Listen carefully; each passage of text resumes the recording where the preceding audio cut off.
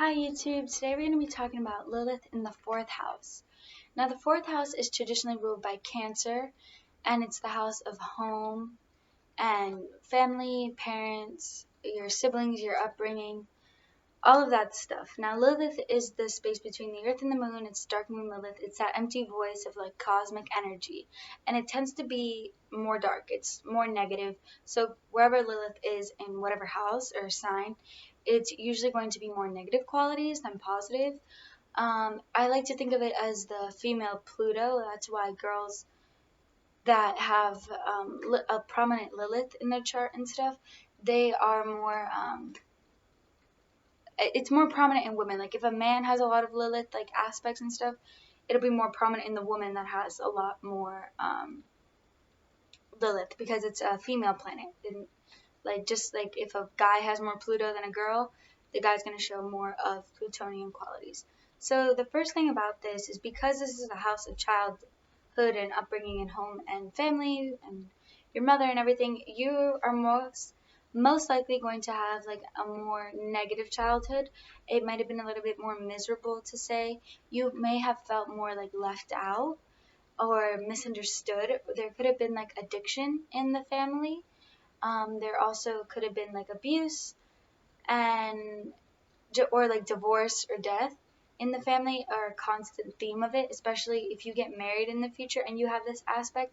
There can be like multiple divorces or like just messy marriages, because you kind of like emulate your parents' marriage in a sense and how that relationship went, because you learn to love through like what you see growing up. So if it wasn't like good, then you pick up those qualities. You may be attracted to someone that takes advantage of you, whether it's your money, whether it's your emotions, or like just you might attract narcissistic type people. You know, the people that just like take and take and take. So yeah, and you are probably really good at like seducing someone, but you can be very secretive and you have a lot of skeletons in your closet regarding your family and home. It could have been like intense, or you just felt as it was, and you may be someone of a different ethical background than a lot of people. You may be like mixed, or you may speak different languages, or maybe your parents are different races and stuff like that. It doesn't really matter. It can be a family where you grew up where your parents were homosexuals. Doesn't matter either way.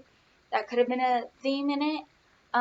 There might have been like self-harm, whether you self-harm yourself or like usually it's like a sibling that did this, and then yeah, it's usually like a sibling that either had like eating disorder or just was like a self-harm person, or it could have been like your mother. Usually the parents have like self-destructive behaviors that you pick up also. You may have felt like different growing up, just like a lot of people never really knew what was going on in your home life or what's going on in your head and all of that. So you just may have felt growing up that you were different and that you didn't belong. A lot of times you can have this demeanor as you get older. You're going to have this demeanor of like cold and calculated and detached, but it's almost like a defense mechanism in a sense.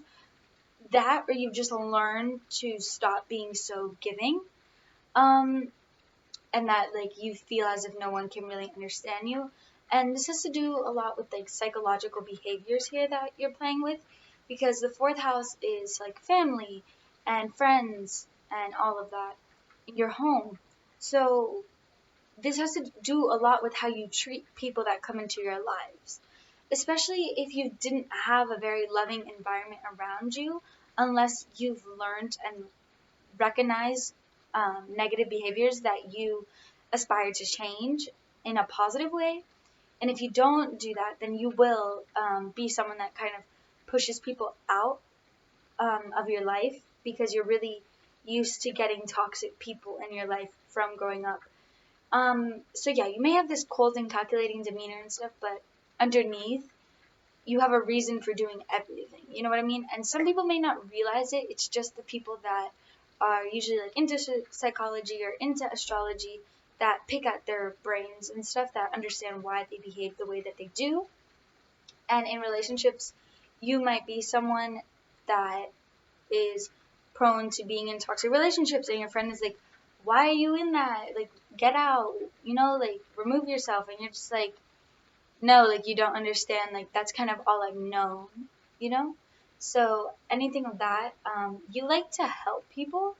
You see people that are kind of, whether they are addicts, alcoholics, whatever it is, you like to help them. But as you grow older, you realize that people are more draining.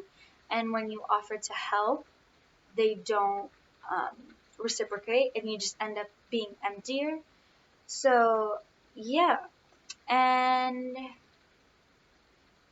like I said, you may be frequently divorced a lot. But you can have an obsessive mind, It's mainly because this is a water house, and usually all water signs are very obsessive, not analytical like earth signs, and not logical like air signs, just obsessive. And I'm not going to say it's like Scorpio, but it's similar, because emotions can be obsessive for you, and obsessing over the past, very nostalgic people, but you don't think that they are. You won't see it automatically. This is the house of Cancer, so they have like shells, you know what I mean? But on the inside, they're kind of like mushy people, but really sensitive people, but really hurt at the same time. So yeah, and they try to mask it. And as they grow older, they may become more invested in their work, something that helps them divert their energy somewhere else. And they always need like an alone sanctuary. They need to be by themselves for a period of time to recoup. They can be very vindictive towards family members. They can be. I'm not saying that everyone is.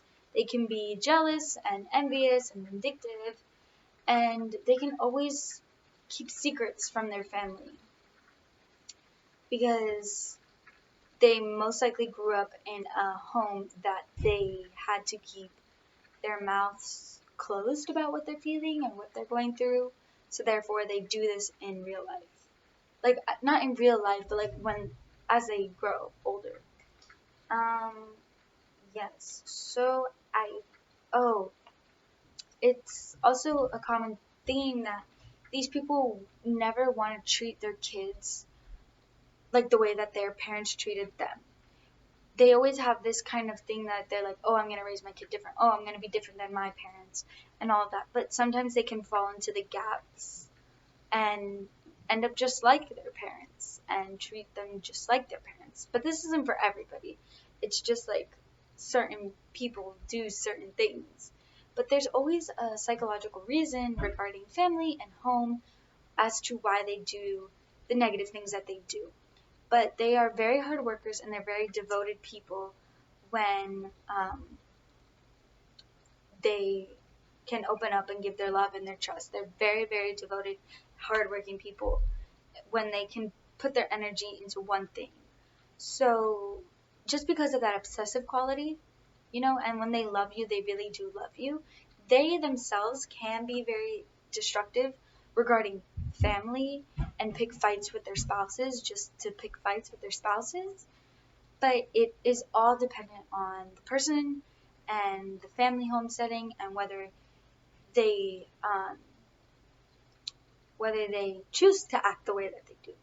So that's not going to be for everybody. This video may have not applied for everybody, but I hope it gave some insight, and I'll see you guys in my next video.